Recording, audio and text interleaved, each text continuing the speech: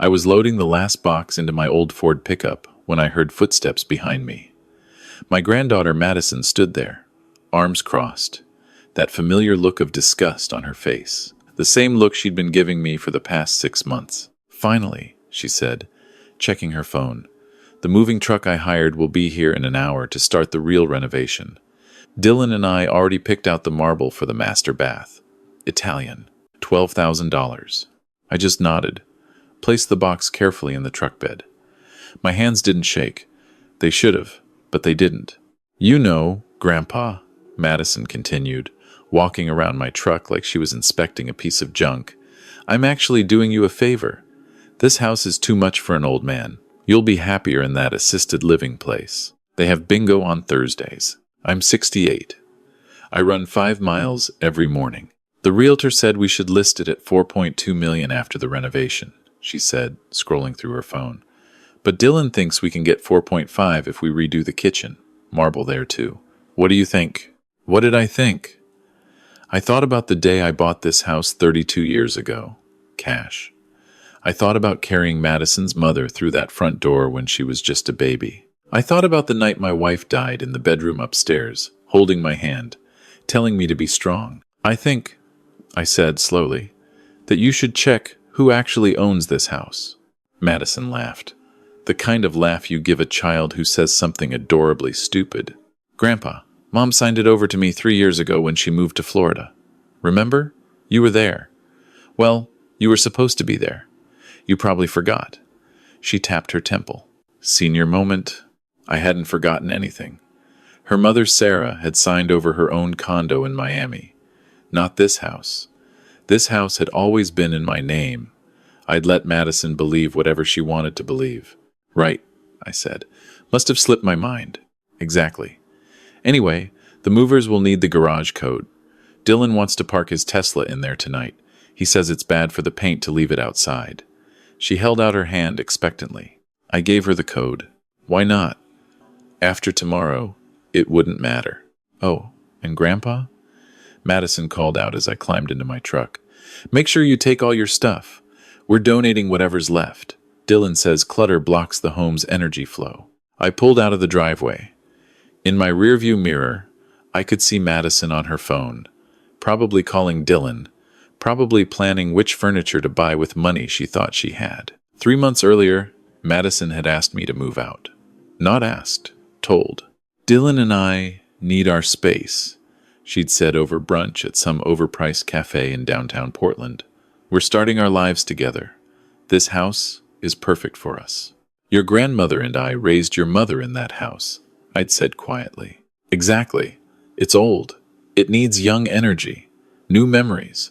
She'd reached across the table, grabbed my hand in that way people do when they're about to say something terrible. "You understand, right? You're getting older. You shouldn't be alone in that big house. What if you fall? What if something happens?" I'm 68, not 98. Still, we already looked at some really nice assisted living communities. They have activities, people your own age. Her fiancé, Dylan, had sat there, silent, scrolling through his phone. He was 31, investment banker, drove a Tesla, wore watches that cost more than most people's cars. Everything about him was expensive and empty. "How much?" I'd asked. Madison had blinked. "What? How much does this assisted living place cost?" "Well, the one we liked is about $8,000 a month, but..." "And you expect me to pay that?" "Grandpa, you worked for the city for 40 years. You must have a decent pension. And Social Security." I did have a pension, small one. And Social Security, together, about $3,000 a month. "The house," Madison had said slowly, like explaining to a child, "is in my name. Mom gave it to me. So Dylan and I were thinking we'd sell it, invest the money, and that would more than cover the difference. It's a win-win." I'd taken a sip of my coffee. It was cold. "When do you want me out?" Madison's face had lit up. "Really? Oh, Grandpa, I knew you'd understand. How about 6 months? That gives you time to pack and everything." 6 months had passed. Today was moving day, but yesterday had been interesting too. Yesterday morning, I'd met with Richard Chen, my realtor for the past 20 years. We'd sat in his office downtown, looking at the paperwork. "You're sure about this, Thomas?" Richard had asked. "This is your home." "I'm sure. The market's hot right now. Houses in Laurelhurst are going for insane prices. But a cash sale in 48 hours? We'll have to price it below market." "How much below?" "Maybe 10, 15%. I can get you 3.6 million, guaranteed close by tomorrow afternoon. Cash buyer, no contingencies." The house was worth 4 million. Easy. Maybe more after a renovation. But I didn't need top dollar. I needed speed. "Do it," I'd said. Richard had studied me for a long moment. "Does Madison know?" "Madison thinks she owns this house. But she doesn't." "No. Sarah signed over her condo in Miami 3 years ago. Never touched this house." Madison assumed. And I never corrected her. "Thomas, this is going to. I know exactly what it's going to do." The papers had been signed by 5 p.m. yesterday. The money had hit my account by 9 this morning. $3.6 million, minus Richard's commission, minus some fees. About 3.4 million, all told. I'd taken a loss of 600,000 to move fast, worth every penny. Now I was driving across town to a hotel. Nothing fancy. Just somewhere to sleep while I figured out my next move. My phone rang as I pulled onto the highway. "Mr. Ashford? This is Jessica Chen. We spoke last week about the property on Belmont Street." "Yes. The sellers accepted your offer. All cash, close in 10 days. Congratulations on your new building. I'd almost forgotten about that. Last week, I'd made an offer on a mixed-use property in southeast Portland, the building where Madison's boutique was located. She'd opened it 2 years ago with money I'd loaned her, $50,000 she'd never paid back. The boutique took up the ground floor, 2 apartments above it. The previous owner wanted $800,000. I'd offered $750, all cash. He'd accepted. Madison paid $4,000 a month rent for her boutique space. Had no idea I was about to become her landlord. Had no idea about a lot of things. My phone rang again. "Madison, Grandpa."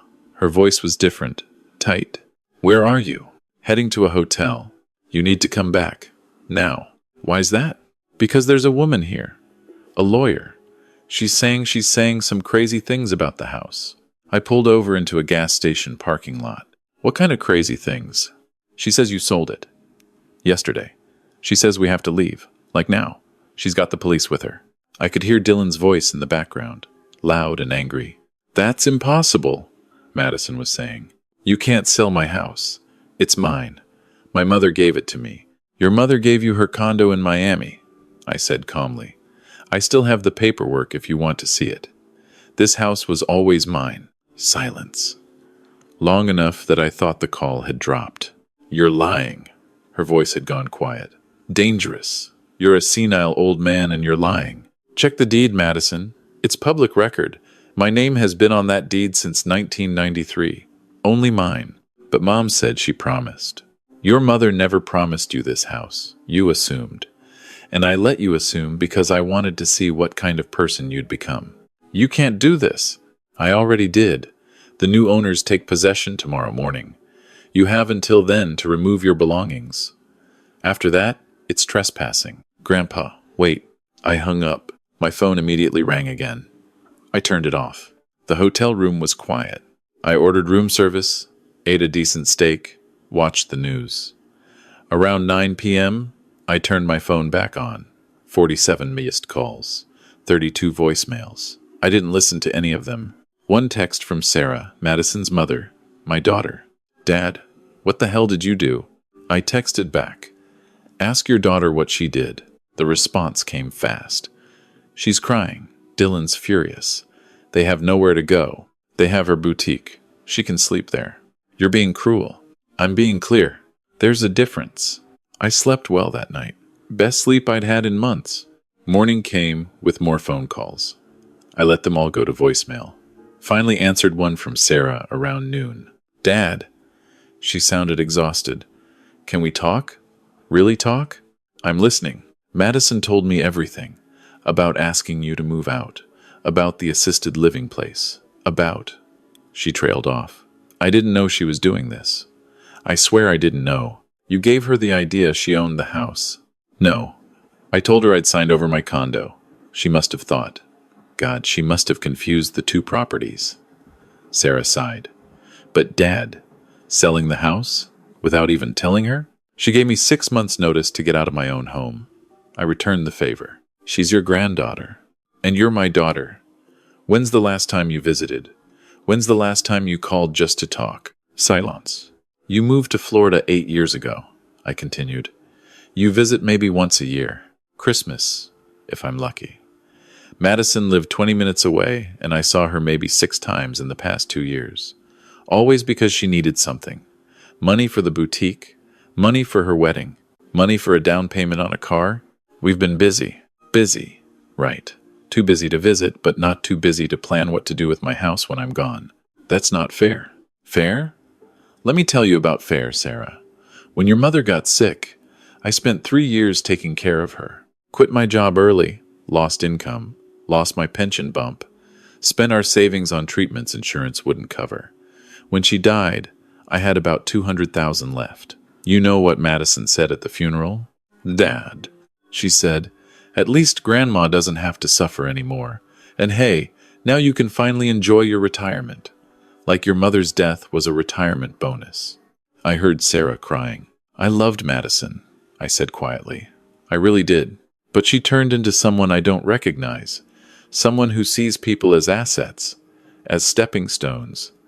And you let it happen. What do you want from us? Nothing. I don't want anything from you anymore. I hung up.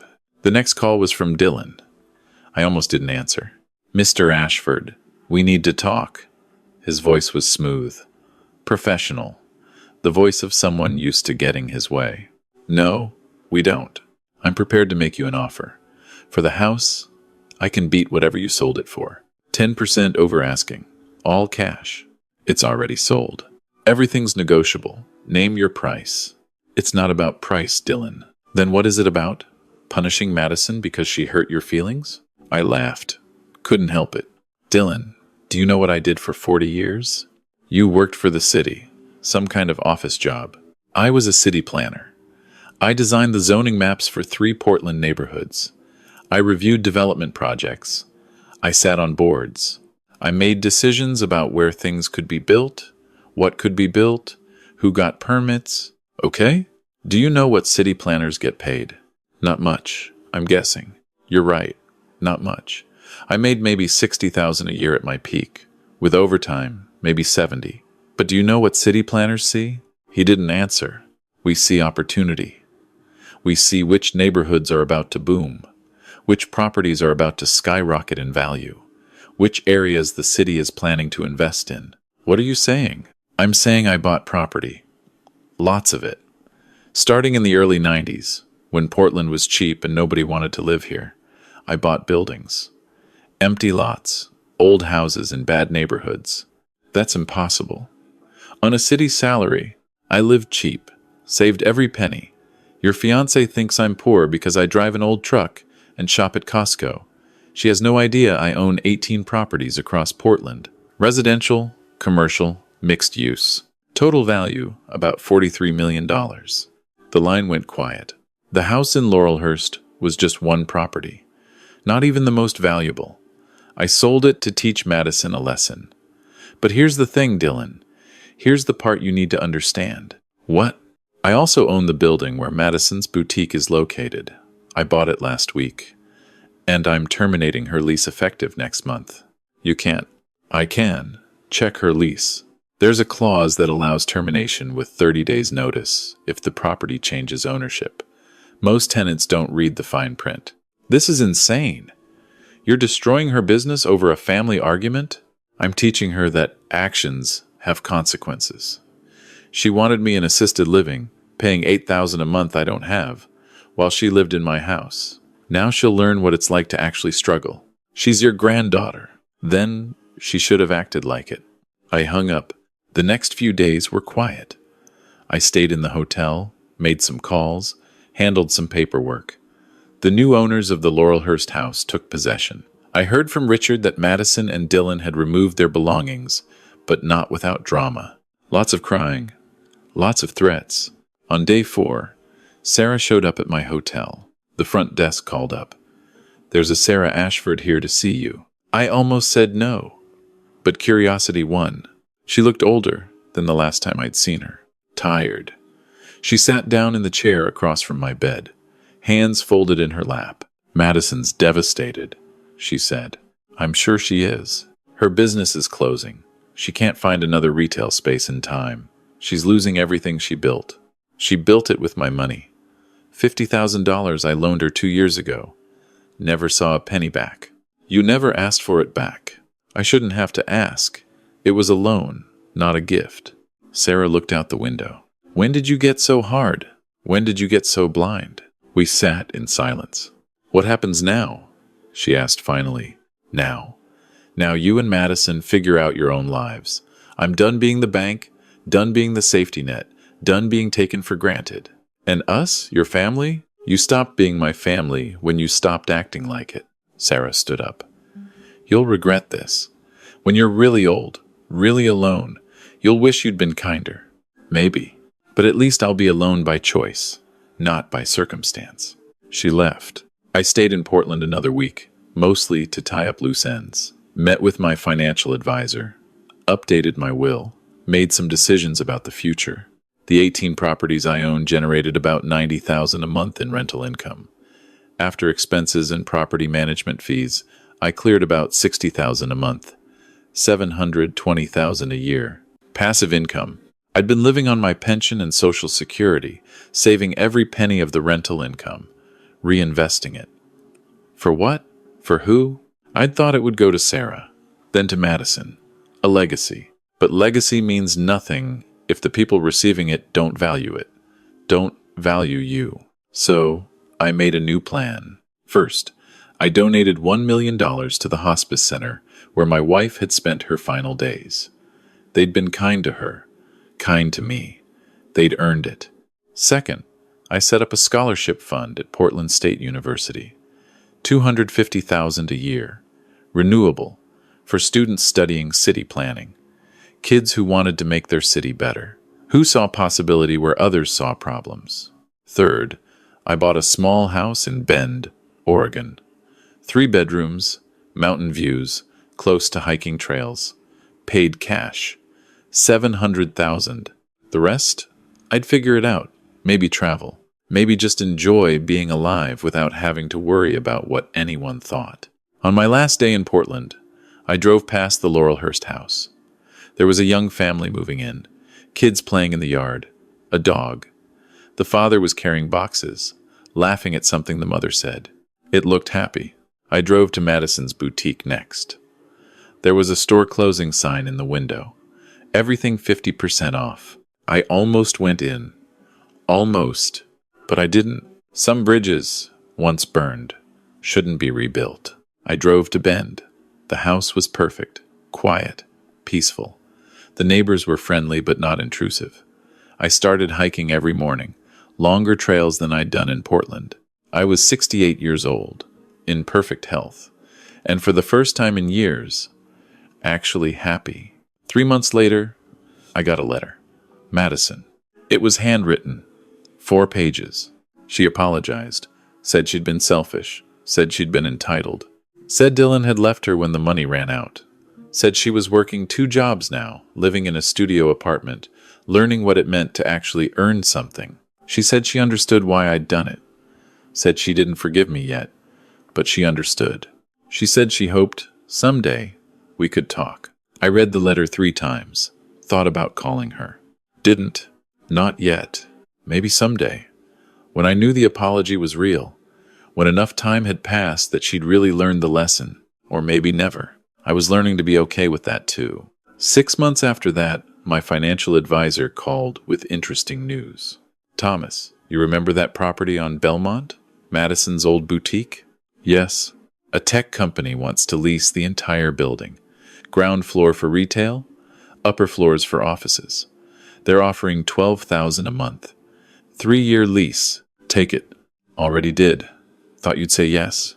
The building I'd bought for $750 was now generating $144,000 a year in rent. It would pay for itself in about 5 years. then be pure profit. Madison would have thrown that away because she couldn't see past her own wants. That night, I sat on my back porch, watching the sunset over the mountains. I thought about my wife, about the life we'd built, about the daughter we'd raised. We'd tried our best. It hadn't been enough, but maybe that was okay. Maybe some people need to hit bottom before they can learn to climb. Maybe some lessons can only be learned the hard way. I thought about calling Madison, telling her about the new tenant in her old building, telling her that her failed boutique had become something successful for someone else. But that felt cruel. So instead, I just watched the sunset and felt grateful for the quiet. A year passed, then another. I turned 70, started teaching a class at the local community college. Urban planning and community development. The students were eager, curious, passionate. One of them reminded me of myself at that age. A kid named Marcus, 23, wanted to make cities better, saw housing as a right, not a commodity. I started mentoring him, told him about the scholarship fund. He applied, got it. 2 years of school, fully funded. He cried when I told him. "Why me?" he asked. "Because you remind me that there are still good people in the world. People who care about something bigger than themselves." Sarah called sometimes. Awkward conversations that went nowhere. She'd ask about my health. I'd say I was fine. She'd mention Madison. I'd change the subject. Madison never called. 3 years after I sold the house, I got another letter. This time, just 2 lines. "I'm getting married. Small ceremony. Courthouse. I'd like you to be there. I understand if you can't. No address, no phone number, no details. Just an invitation to be part of her life again." I thought about it for a week. Finally called Sarah. "Give me Madison's number." The phone rang 4 times before she picked up. "Grandpa, I got your letter." "Oh." She sounded nervous, scared even. "I wasn't sure you'd respond. Tell me about him. This man you're marrying." "His name is Alex. He's a teacher. Elementary school. We met at a grief support group after Dylan and I split." "Grief support group?" I needed help, processing everything. What I'd done. Who I'd become. Her voice cracked. "I was really lost, Grandpa." We talked for 2 hours. She told me about the past 3 years, about hitting rock bottom, about realizing that everything she'd thought mattered didn't, about learning to live on a budget, about finding someone who loved her for who she was, not what she had, about growing up. "I don't expect you to forgive me," she said at the end. "I don't even know if I forgive myself yet, but I wanted you to know that I heard you, finally heard you." "I'll come to the wedding," I said. She cried. "Really? Really?" The wedding was small, just 15 people. Madison wore a simple dress. Alex seemed genuine, nervous, but genuine. During the reception, Madison pulled me aside. "I looked you up," she said quietly. "Oh, the scholarship fund, the hospice donation, the properties." She looked at me with something like awe. "You could have told me. Would it have mattered?" She thought about it. "Probably not. Not back then." "And now?" "Now I realize you weren't poor. You were just deliberate, intentional. Everything had a purpose." "Everything does have a purpose, Madison, including what I did to you." She nodded. "I know, and I'm grateful. I really am. It was the worst thing that ever happened to me. And the best." We stood there, watching the other guests dance. "The house," she said. "Do you ever miss it?" "Sometimes, but I don't miss who I was becoming when I lived there. Don't miss being taken for granted. I'm sorry. I know you are. Can we start over? Not forget what happened, but move forward?" I looked at my granddaughter, really looked at her. She was different. Older, yes, but also softer, more aware, more real. "We can try," I said. That was 4 years ago. Now I'm 74. Still hiking, still teaching, still managing my properties, though I've hired a better management company to handle the day-to-day. Madison and Alex have a daughter, Emma, 3 years old. They live modestly. Alex teaches. Madison works as a bookkeeper for a nonprofit. They're happy. Sarah and I talk once a week now. Real conversations. About life, about regrets, about second chances. My real estate portfolio is worth about $67 million now. Portland's market went crazy. The properties I bought in the 90s are worth 20, 30 times what I paid. I've updated my will.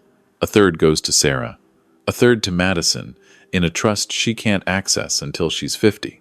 And a third to scholarships, charities, and Marcus, my former student who now works for the city planning department. People ask me if I regret what I did, if I wish I'd handled things differently. The answer is no. Sometimes love means letting people fall, means stepping back and watching them fail. Because failure, real failure, is the only teacher some people will ever listen to. Madison needed to lose everything to find herself, and I needed to let her go to find my peace. That's the thing about family. It's not about money or houses or inheritance. It's about respect, about seeing each other as whole people, not as means to an end. For 65 years, I'd been someone's son, then someone's husband, then someone's father, then someone's grandfather. I'd defined myself by my relationships to others.